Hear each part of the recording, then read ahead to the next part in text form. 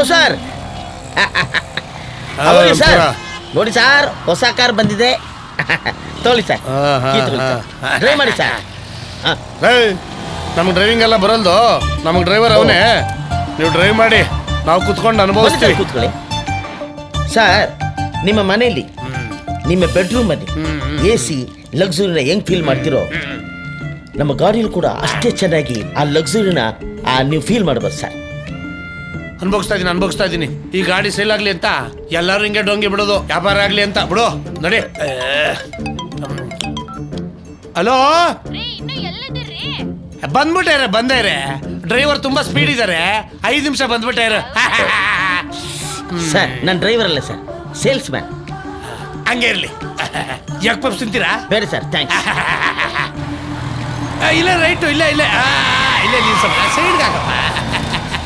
ಅಲ್ಲೇ ಇಲ್ಲ ಯಾವ್ದೋ ಶಾನೆ ಟಾಪ್ ಬಂದ್ಬಿಟ್ಟವ್ರೆ. ನಮಸ್ಕಾರಮ್ಮ.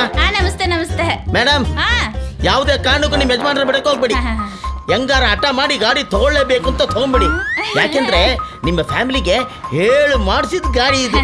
ರೀ, ಡ್ರೈವರ್ ಶಾನೆ ಒಳ್ಳೆಯವರು ಅಂತ ಕಾಣಿಸ್ತದೆ. ನೀವು ತುಂಬಾ ಚೆನ್ನಾಗಿ ಮಾತಾಡ್ತೀರಪ್ಪ. ನಿಪ್ಪಟ್ಟು ತಿಂದಿರಾ? ತಗೊಳ್ಳಿ.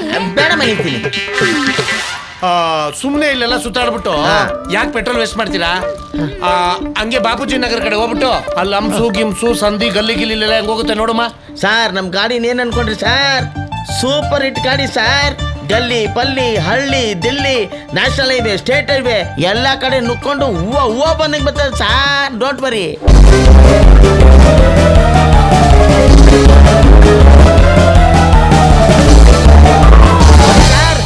ಬ್ರೋಷರ್ ತೋರಿಸ್ತೀನಿ.